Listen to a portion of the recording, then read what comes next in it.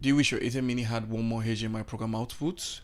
Here's a quick trick on how to make this happen without buying a new switcher. By default, the ATEM Mini comes with one HDMI output, which is usually stock on multi-view, but today I'm going to be showing you how to get an extra HDMI program output for free. Okay, so for this demonstration, I'm going to be using my ATEM Mini Extreme switcher, but this is going to work the same for the ATEM Mini line of switchers. So yes, a quick rundown of my setup.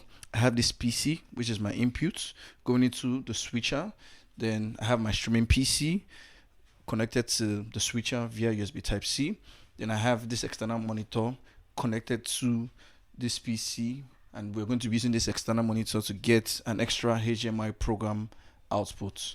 So as you can see from my switcher, you can see this is the input coming from this PC, right? As you can see, this is the input. So I'll cut to it live. It's live already. This is my program live.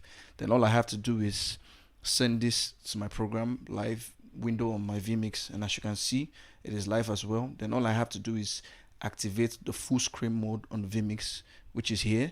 And once I activate it, as you can see, I have one more program output. We can also do this on OBS.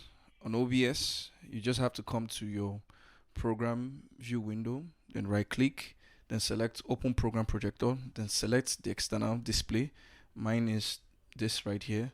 Then as you can see, we have one more HDMI program output. If you found this video helpful, please hit the like and subscribe button.